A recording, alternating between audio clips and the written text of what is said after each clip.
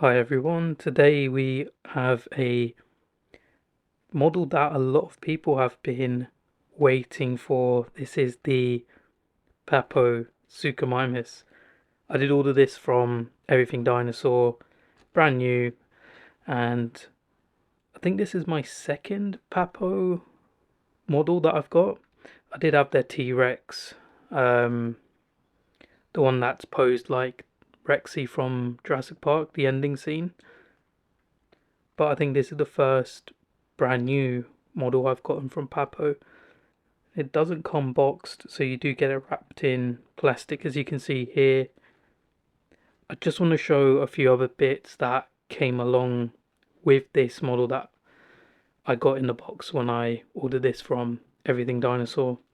So I did get this booklet which shows all of the models that Papo sell, which I didn't realize they sell a lot of different animal models and just have a lot of variety in here, which is very cool. And also it came with this little bag, which is a nice little touch. And I also got this little leaflet which shows Everything Dinosaurs line of models that they're looking to release. So the first model that they are releasing is the T-Rex, as you can see here, which I'm quite excited to see once it's released. Hopefully I'll be able to get one and review it on the channel. So we'll get Suchomimus out of the packaging and have a closer look at him. And here is the Suchomimus out of the packaging. And first impressions, I really like this model.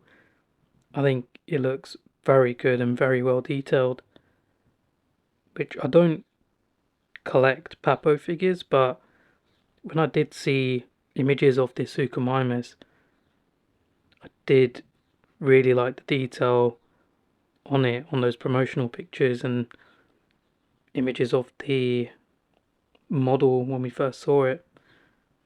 So I knew that I did definitely want to pick this up. So we'll take a closer look at the Suchomimus here. Start off by taking a look at the head. So you have some really nice coloration here. You have some greens, lighter greens, almost yellowish tones. The jaw is articulated on this. It does open up quite wide. So on the tip of the snout you do have a black coloration, and then that goes into the red and greens that you see there. You do have this nice white striping going across the jaws there of the Suchomimus.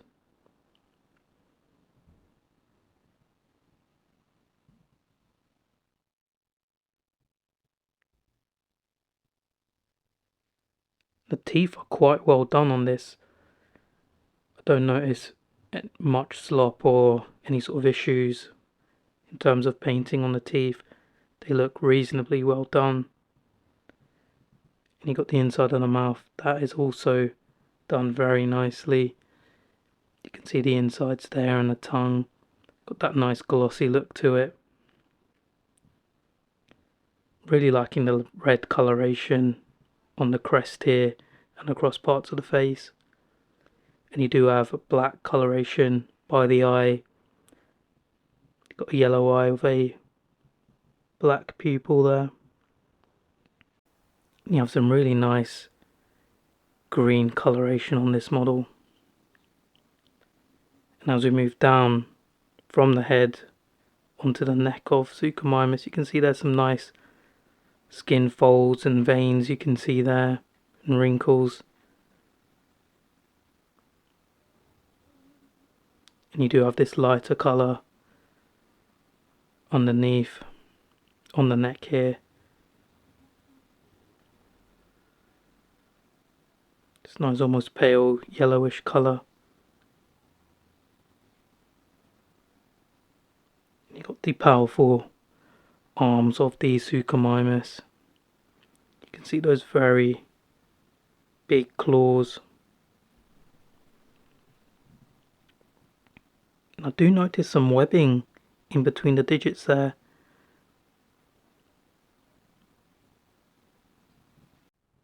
Got some really nice scaling throughout the model here. You've got some large areas with larger scales, then some areas with finer scaling.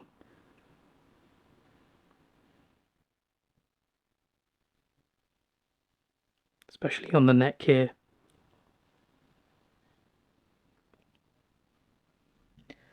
Across the back of Suchomimus you do have these spikes running across, which I think is a very nice touch. You can have a look at the side of Suchomimus here. You've got the nice darker greens and it transitions into some lighter green colours there, almost yellow. And you do have these little spots running across and black striping. The paintwork is quite complex, which I do really like. As we move on to the leg, you can see its powerful leg muscles.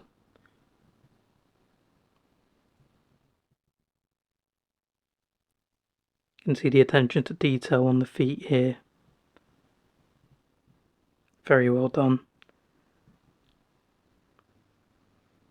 As we get onto the tail, you can see wrinkles and veins running across, as well as some black striping. I think the whole coloration kind of reminds me of a green iguana, which I really do like. Really love the coloration on this. You do have a cloaca there underneath.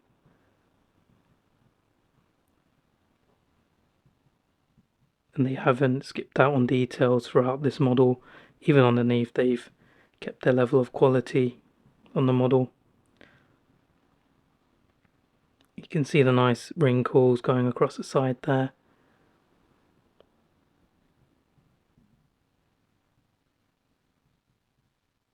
Very nice model.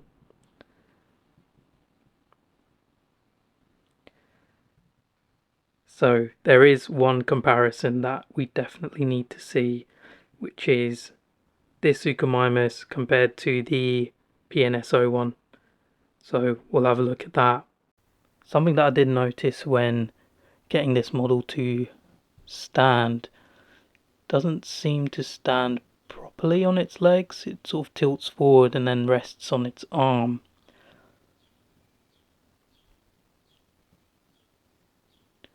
Now Papo didn't give us any display stand or anything to support the model, so it should be able to support itself, which it is doing with its arm, but I do want it to stand on its feet without the support of its arm, but it looks like it's just leaning forward. So here we have the PNSO Suchomimus.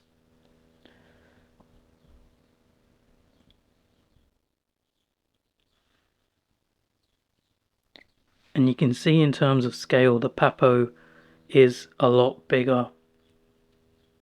So here you can have a good look at both of the models. I'm just going to move them around so you can see them at different angles and see how they compare to each other.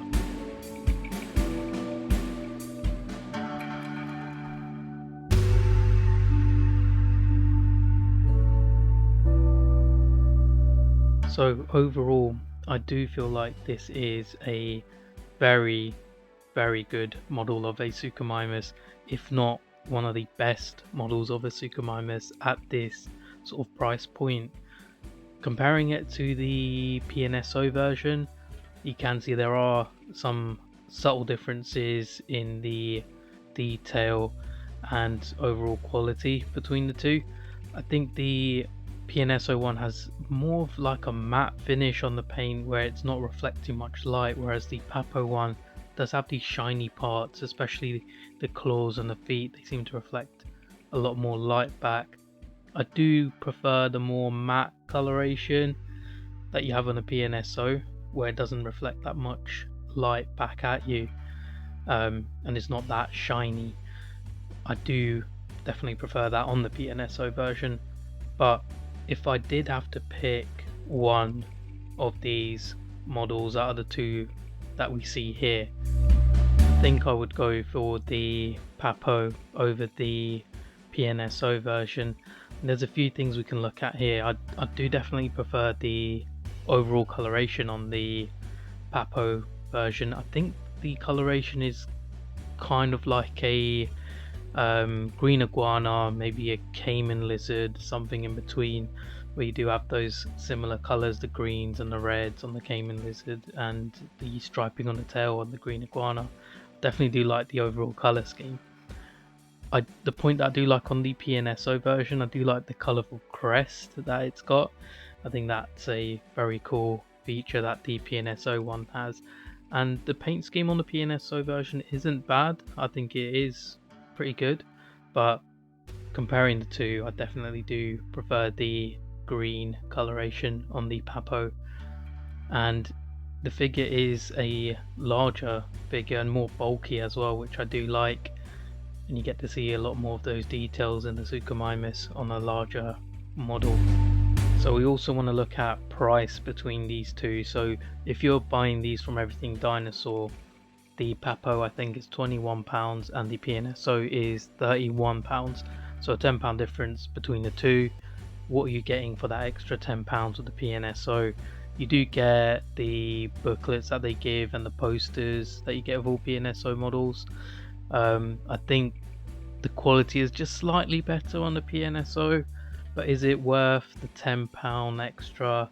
In my opinion, I don't really think so. But that's not to say they're both not great models. You know, they're both amazing Suchomimus models and you'd be happy with either one of them. So I don't think you can go wrong with either of these, but if I had to pick one, I am going to have to pick the Papo. It is a overall very pleasing model. I really like the pose on it as well. It's very dynamic and I think it looks very good with its mouth open.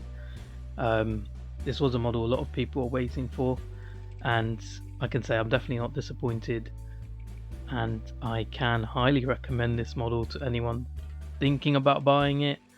I would say definitely go ahead and do it. It is a great model, and I think it's actually sold out at the moment on Everything Dinosaur's website, so you need to be quick to pick one up.